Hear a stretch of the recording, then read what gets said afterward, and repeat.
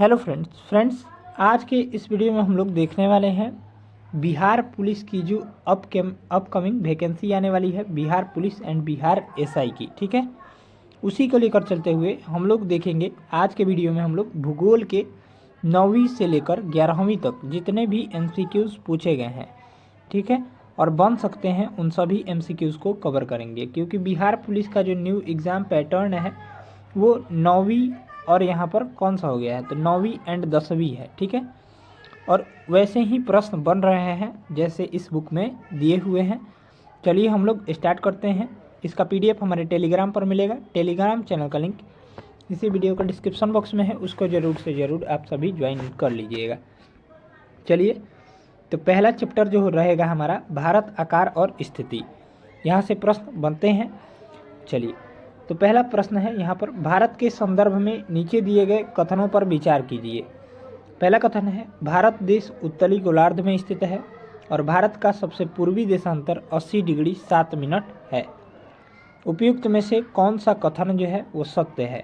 तो इसका right answer हो जाएगा केवल एक कथन सत्य है, यानी भारत देश जो है वो उत्तरी गोलार्ध में स्थित है। ठीक है, चलिए यहाँ पर हम लोग इसका व्याख्या देखेंगे। तो केवल एक कथन सत्य है, भारत उत्तरी गोलार्ध में स्थित है। देखें हम लोग, कथन 2 असत्य है। भारत का मुख्य भाग 8 डिग्री 4 मिनट उत्तर से 37 डिग्री 6 मिनट उत्तरी अक्षांश तथा 68 डिग्री 7 मिनट पूर्व से 97 डिग्री 25 मिनट पूर्वी देशांतर तक विस्तारित है। ध्यान दीजिएगा इसको। चलिए आगे देखते हैं, निम्नलिखित में से कौन सा भारतीय संघ राज्य का सबसे दक्षिणी बिंदु है? तो इसका राइट आंसर हो जाएगा इंदिरा पॉइंट। ठीक है, आप सभी को पता होगा और ये महत्वपूर्ण भी है एग्जाम के दृष्टिकोण से। चलिए, तो इसका व्याख्या देखते हैं। भारतीय संघ राज्य के सबसे दक्षिणी बिंदु को इंदिरा पॉइंट कहा जाता है।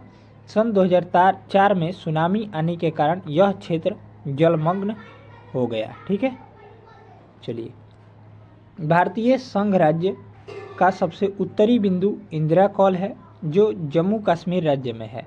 सबसे पश्चिमी बिंदु गुहार मोती है जो गुजरात में है, और सबसे पूर्वी बिंदु किबिथु है जो अरुणाचल प्रदेश में स्थित है। ठीक है, इस सभी को याद रखिएगा।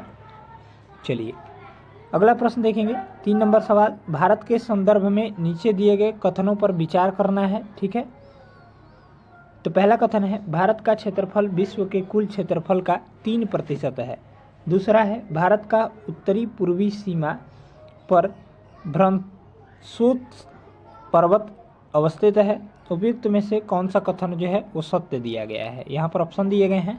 तो इसका जो हमारा आंसर हो जाएगा 3 नंबर सवाल का, वो हो जाएगा न तो 1 और न ही 2, यानी दोनों कथन जो है वो गलत दिए गए हैं, यानी ऑप्शन हो जाएगा हमारा डी ऑप्शन राइट हो जाएगा। इसका हम लोग व्याख्या देखेंगे, यहाँ से दिया गया है। चलिए, डी ऑप्शन यहाँ पर गलत है। ठीक है, कथन 1 असत्य है। भारत के भूभाग का कुल क्षेत्रफल लगभग 32.8 लाख वर्ग किलोमीटर है, जो विश्व के कुल क्षेत्रफल का 2.4% है। भारत विश्व का 7वां बड़ा देश है। भौगोलिक क्षेत्रफल की दृष्टि से भारत से 6 बड़े देश हैं।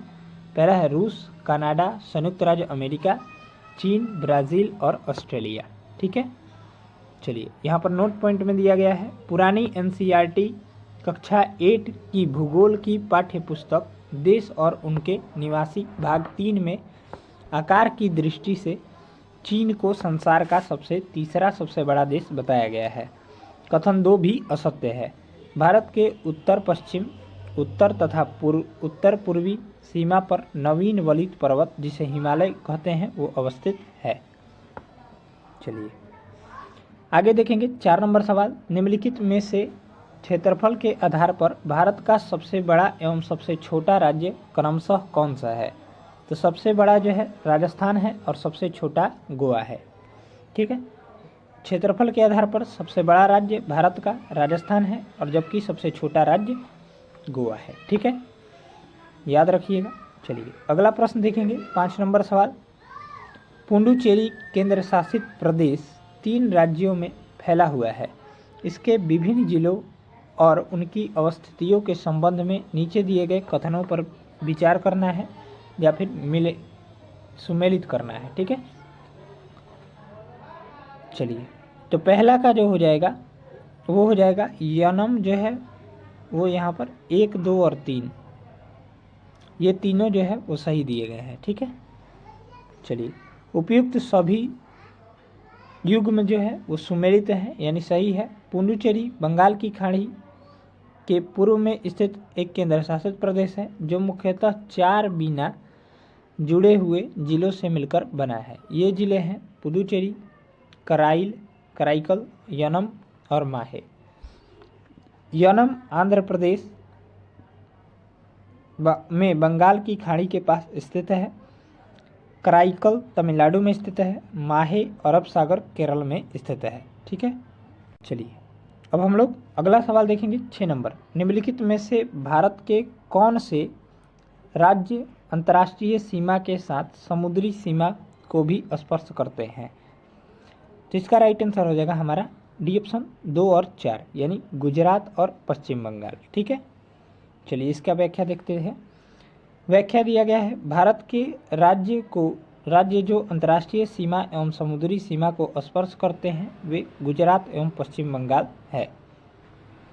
चलिए अगला प्रश्न है 7 नंबर। निम्नलिखित कथनों पर विचार कीजिए। पहला है भारत की लंबाई उत्तर से दक्षिण की ओर पूर्व से पश्चिम की ओर की अपेक्षा अधिक है और 82 डिग्री 30 मिनट पूर्वी देशांतर रेखा को भारत का मानक यमायोत्तर माना गया है। उपयुक्त में से कौन सा कथन सत्य है? तो ये 1 और 2 दोनों कथन जो है वो सत्य दिए गए हैं। इसका हम लोग व्याख्या करते हैं।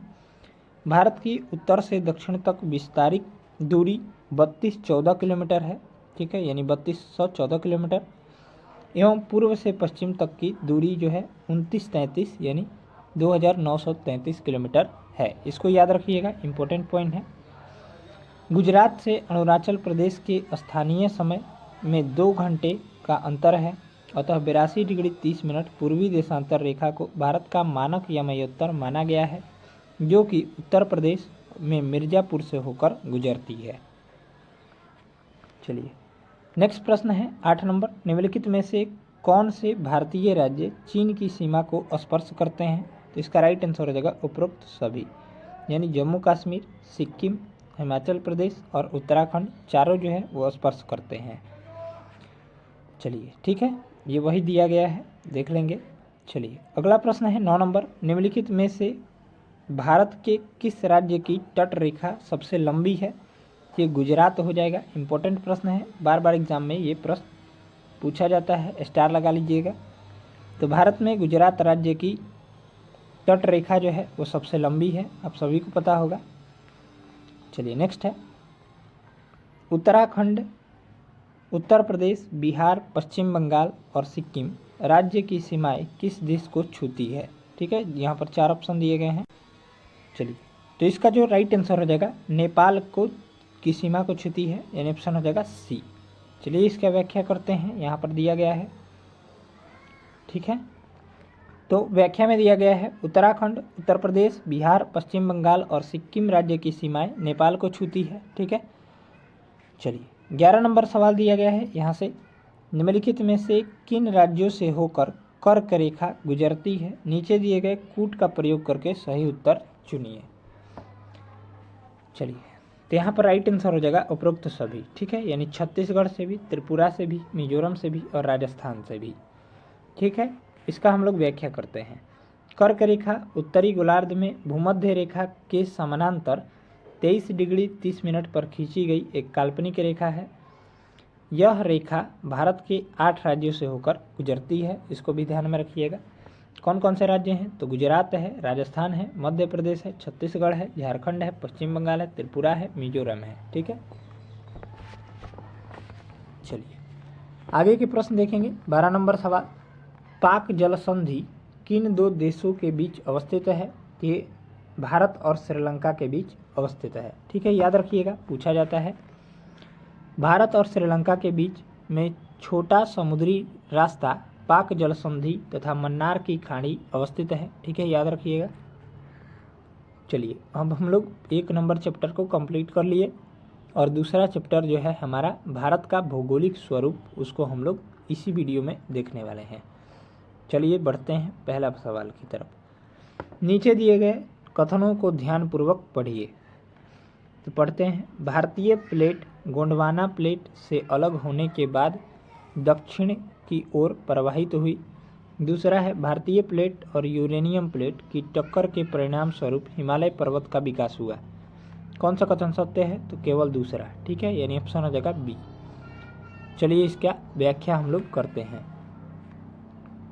तो केवल दूसरा कथन सत्य है। भारतीय प्रायद्वीप भाग सबसे प्राचीन भूभाग गोंडवाना भूमि का हिस्सा था। गोंडवाना भूभाग के विशाल क्षेत्र में भारत, ऑस्ट्रेलिया, दक्षिण अफ्रीका, दक्षिण अमेरिका तथा अंटार्कटिका के क्षेत्र शामिल थे। संवहनीय धाराओं ने भूप्रपट्टी को अनेक टुकड़ों में विभाजित कर दिया और इस प्रकार भारत ऑस्ट्रेलिया की प्लेट गोंडवाना भूमि से अलग होने के बाद उत्तर दिशा की ओर प्रवाहित होने लगी। उत्तर दिशा की ओर प्रवाह के परिणाम स्वरूप भारतीय प्लेट अपने से अधिक विशाल प्लेट यूरेशियन प्लेट से टकराई। इस टकराव के कारण इन दो प्लेटों के बीच तेथिस भू अभिनीत के अवसादी चट्टान वलित होकर हिमालय पर्वत श्रृंखला के रूप में विकसित हो गए।